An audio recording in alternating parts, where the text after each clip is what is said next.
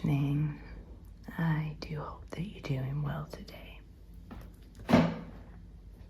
I picked up some really cool books from a charity shop the other day, and it's a set of Oxford scientific films. Antarctic Wildlife by Ben Osborne.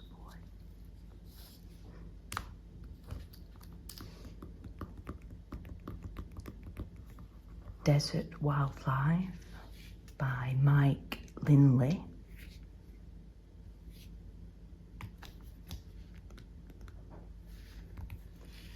Wildlife of Rivers and Lakes by Jeremy Biggs.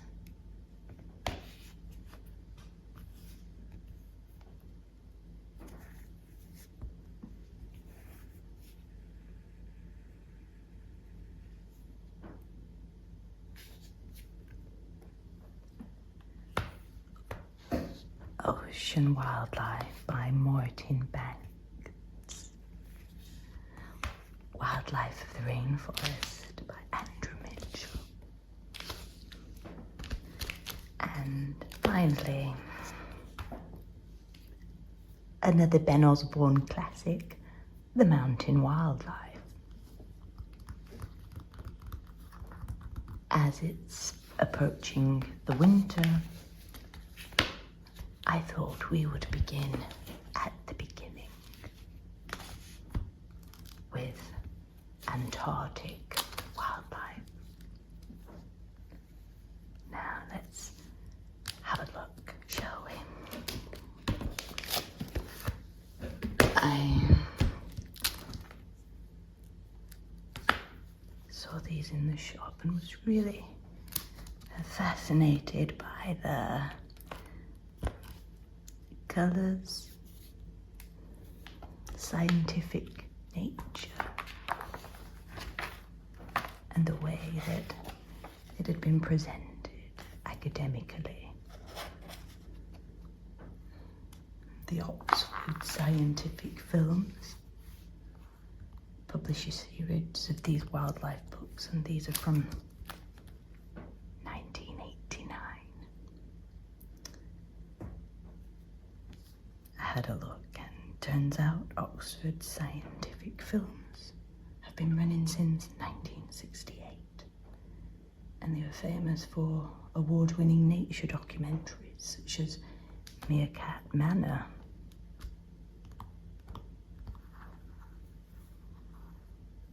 They won Emmys and BAFTAs.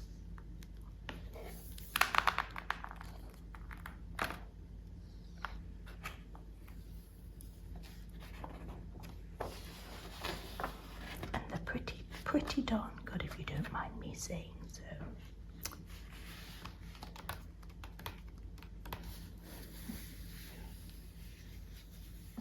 Now, I guess it depends on what we want to learn about, really. Are we in the mood for a bit of survival down under?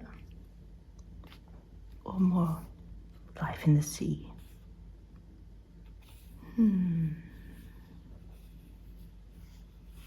Let's just keep having a look.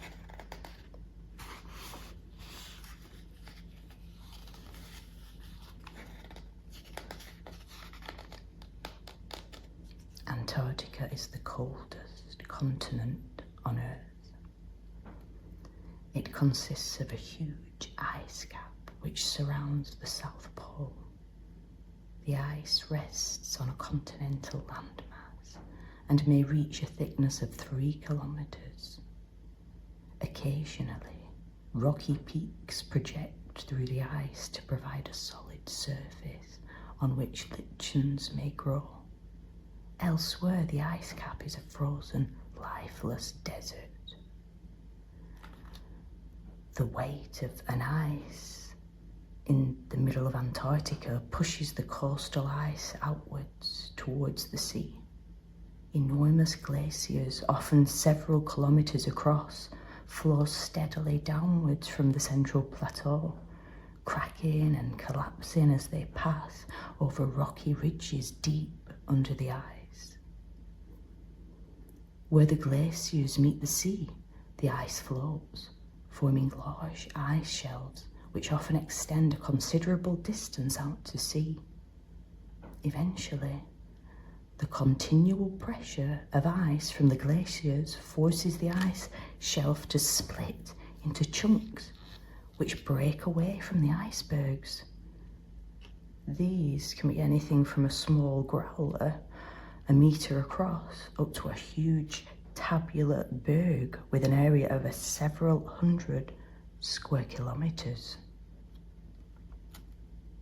Although most of the coastline of Antarctica is a continuous ice shelf, there are areas where the ice cover is not so great.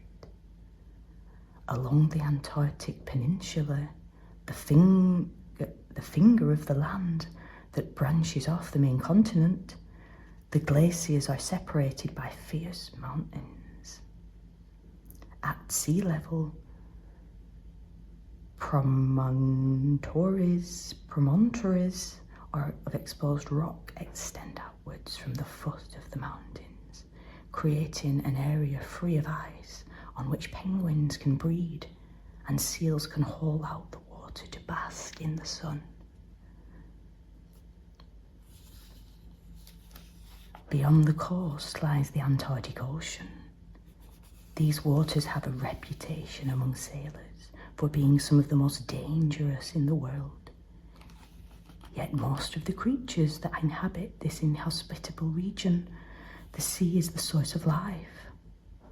Under the stormy waters of the Antarctic Ocean, there is a highly productive biological system based upon a small shrimp-like animal called krill, which supports not only the larger marine animals like whales and seals, but most of the seabirds as well.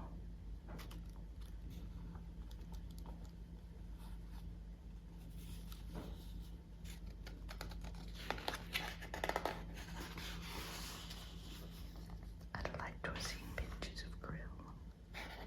Survival down south.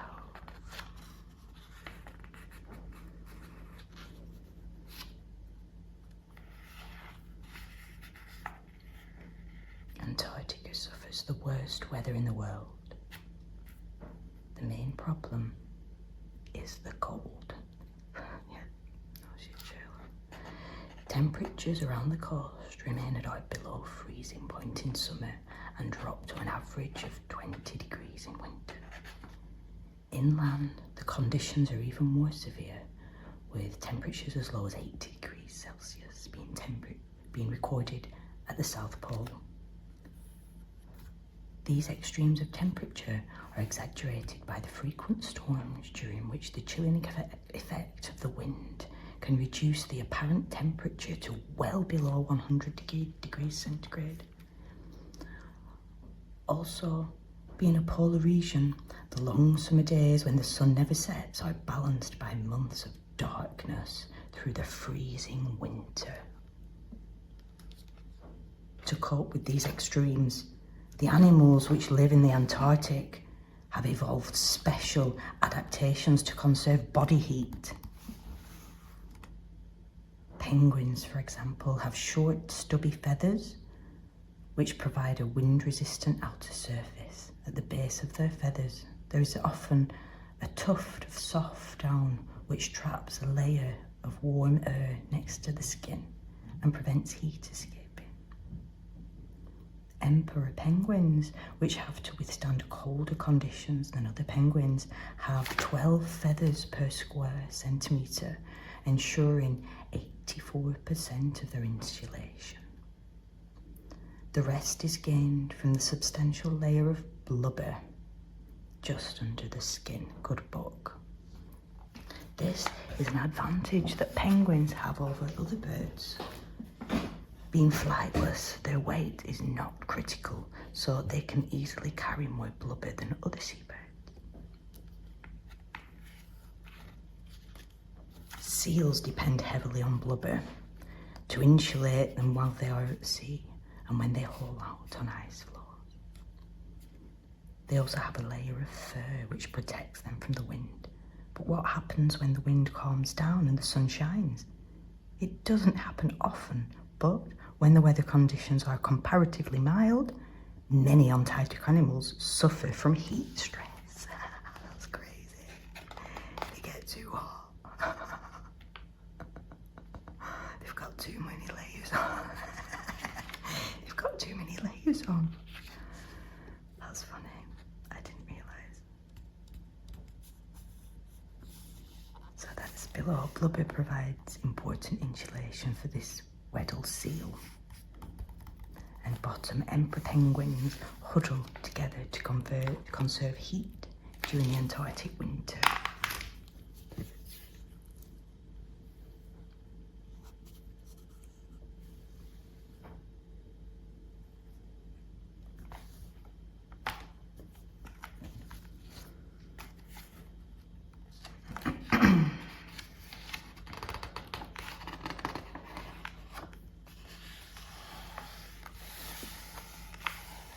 Life in the sea. Looking at its cold grey surface, it is hard to imagine the fantastic variety of life that exists in the Antarctic Ocean. It's very fertile. Cold water carries high concentrations of oxygen, which, together with the long hours of daylight in summer, provides an ideal environment for the plant growth. Above, an anemone clings to a rock in the shallow water close inshore. The largest animals on Earth. During the southern summer, the Antarctic Ocean is the home of the great whales. The largest of these is the blue whale, now very rare, which measures up to 30 meters in length and can weigh up to 180 tons. Much more common is the smaller humpback whale, which is just over half the size of the blue whale.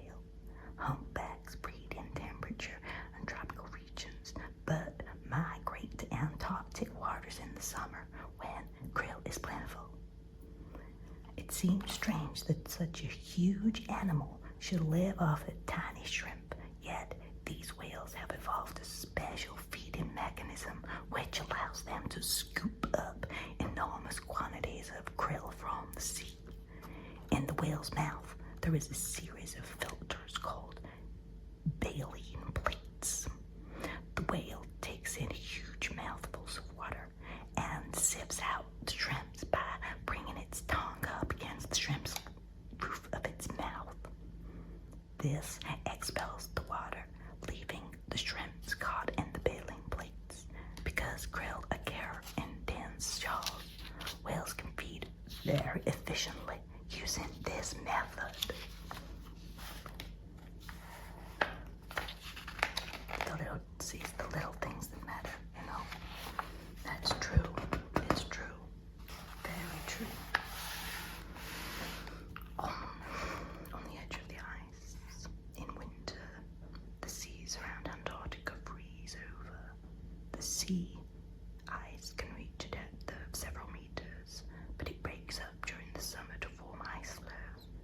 Some species of seal are associated with the area of pack ice. Crabapter seals are one of the most numerous large mammals in the Antarctic, with an estimated population of 40 million. They gather along the edge of the ice, often hauling out in large groups on the floes. Although their name suggests it, they do not eat crabs. Oh, crab eater. I said crabapters. Crabs concentrating instead on krill and, to a lesser extent, fish. Their teeth are serrated, which allows them to strain the krill from the water in much the same way as whales use their baleen plates. I don't know how to say that, sorry. The crab eater is a true Antarctic species, using the ice floes as its breeding ground. In the spring, the females will haul out into the floe onto a floe to pup. Meanwhile, a male will defend the floe and an underwater territory around it. During 4 weeks of suckling, the pup grows rapidly from the 20 to 113 kilograms after the pup is weaned. And this is the crab-eater seal. It is the most numerous seal in the Antarctic. This is 2 humpback whales resting with their knobbly heads out of the water.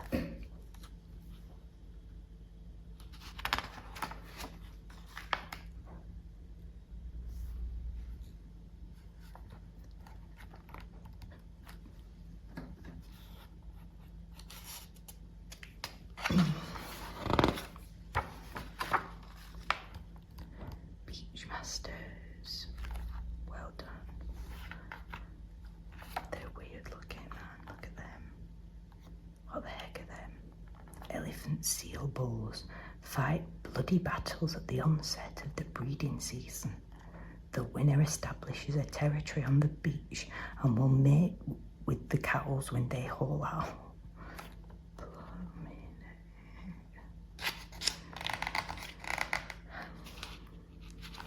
Cuter there when it's not fighting.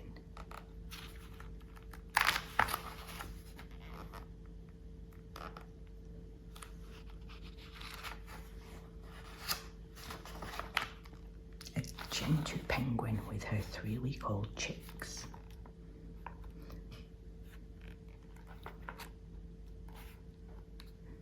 Looking like a miniature torpedo, a gentoo penguin is superbly designed for swimming underwater.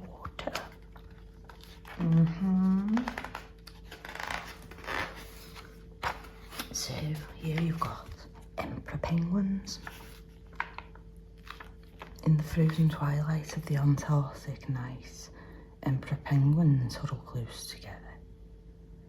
They bow their heads to avoid the piercing cold that grips the ice on which they patiently incubate their eggs. The searching spotlight of the torch beams shows areas of green snow. These are patches of guano, which represent the remains of the emperor's last meal 2 months ago. A briefly snatched morsel of the squid taken in cold, dark waters 200 metres below the stormy surface of the Antarctic Ocean. By midsummer, the chicks have lost their down, and although they are only half the adult weight, they are ready to go straight to the sea. Wow. An emperor penguin feeds its 4-month-old chick. Oh, that's adorable. Oh. Sorry, got cute aggression. Oh, that's adorable. Don't think I'm meant to be saying these kind of things. I need more scientific voice, but I'm not. It's okay. It's fine. My favourite guys. I love seagulls. So basically, right, we've got a seagull family. Again, I'm so excited because we left Brighton, and I was really upset to leave this seagull family that we had living on the roof across from us, and it always had babies every year in the spring, and we always watched them build the nest. And one year they had 2 babies, another year they had 1 baby, and then this year they didn't appear to have any babies. And then I realised they did. It was just that I was so busy at work I didn't even notice they did have babies. So anyway, but I was really upset to leave them.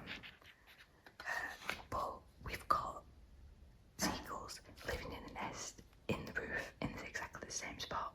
So I'm really happy, and you can see them from Josh's window. So I'm so pleased about that. I'm a little bit sad. Ocean wanderers. Wandering albatrosses are true ocean travellers. I love this. This is so cool.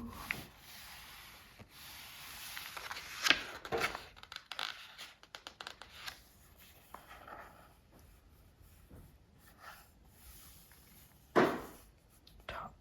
A snow petrel flies through the clear blue skies above Antarctica. Petrel. Above, a blue-eyed shag carries neat material to the colony during the early stages of the breeding season.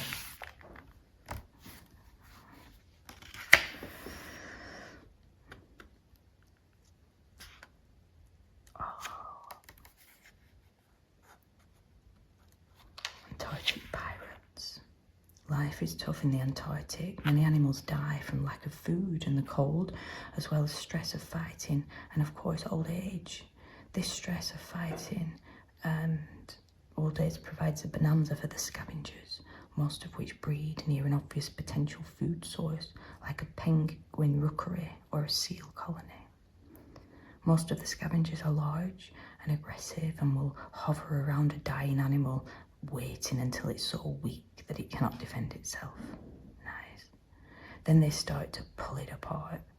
The experts are the giant petrels, huge, ugly brutes with a mean glint in their beady eyes. They will peck at areas of the skin until they can force their head into the carcass. They then pull out all the intestines and meat, leaving just bones and skin. The dominant birds push their way in first, and only when they are full will they let their subordinates feed.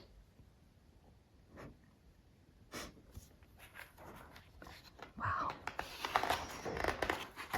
Nature really is cruel. Wildlife in danger. Oh, piece of net on the head.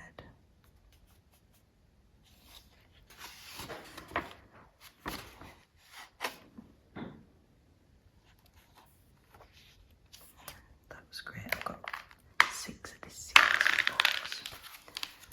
And this one is by Ben Osborne. And these books were out in 1968. No, sorry. The Oxford Scientific Films have been running since 1968. And these books came out in 1989. Yeah. So I'll see you for the next one. I'll have to decide which next one to do. Might be going the complete opposite. We'll go with desert wildlife. Yeah, so join me for the next one if you're interested in that. And thanks for watching if you've managed to stay till this long. Yeah, take care guys. Cheers. Don't forget to subscribe.